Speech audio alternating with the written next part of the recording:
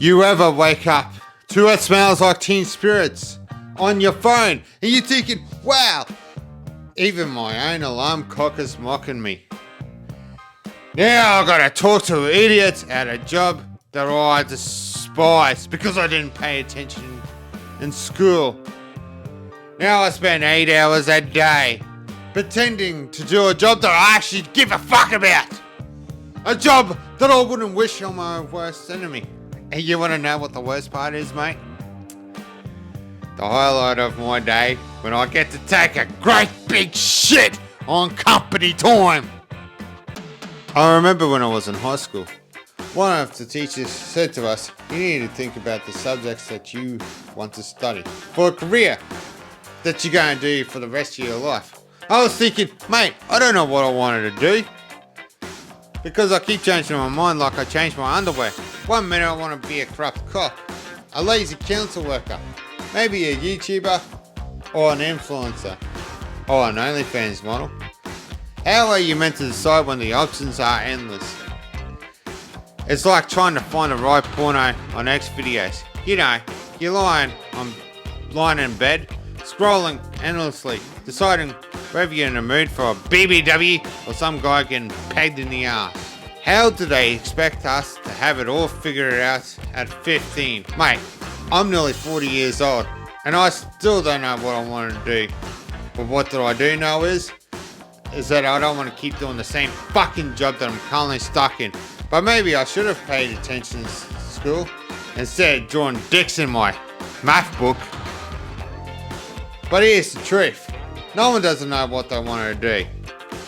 But maybe the goal is not to find the one perfect career, but keep trying different stuff till you find something that doesn't want to unalive yourself.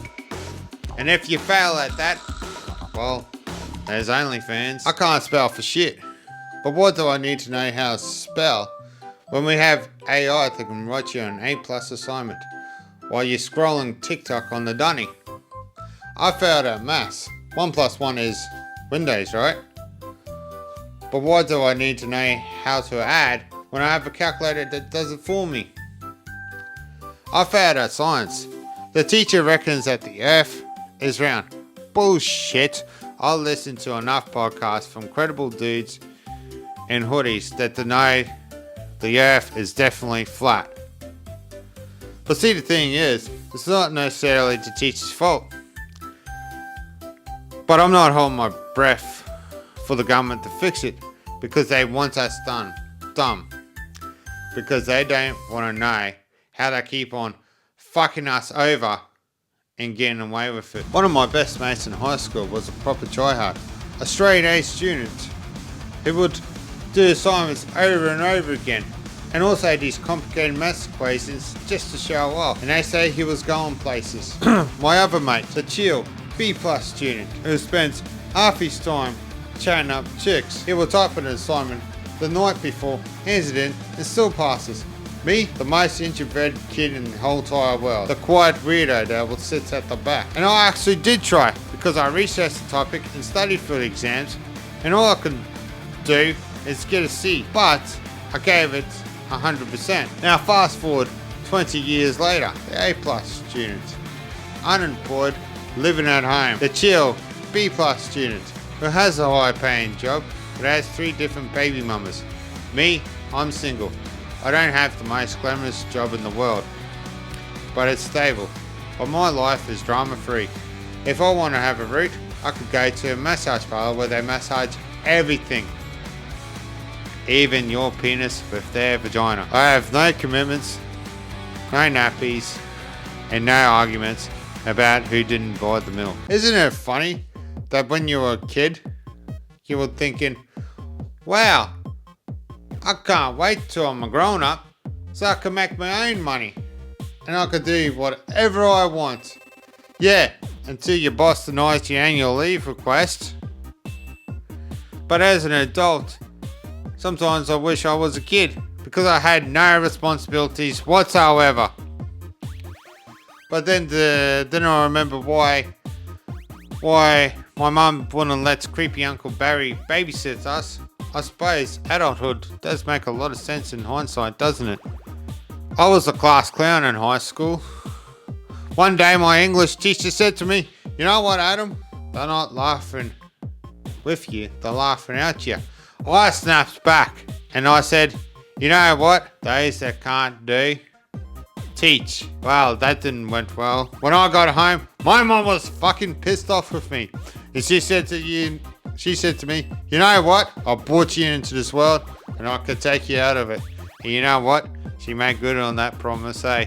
If I could go back time, I would slap my 13-year-old self back in the head and said to him, "Wake up to yourself." But knowing my luck, I probably ended up in jail, sharing this cell with this friendly bloke named Snake.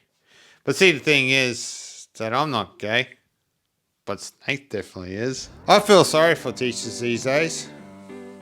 Not only are they expected to be educators, but also therapists, social workers, and punching bags.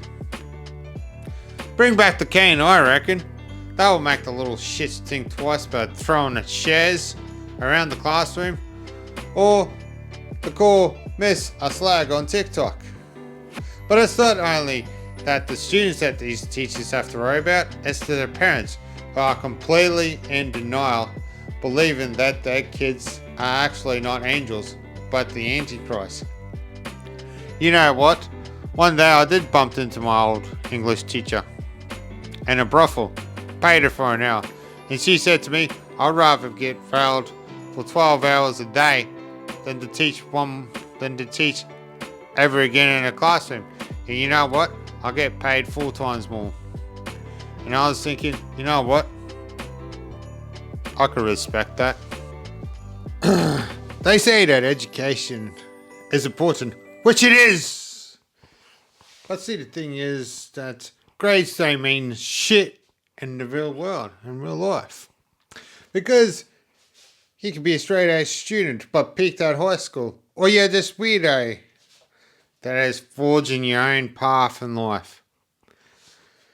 But you know, the truth is, ladies and gentlemen, is that we're still figuring it out. But if someone says that they have, well, they're probably selling you a course online.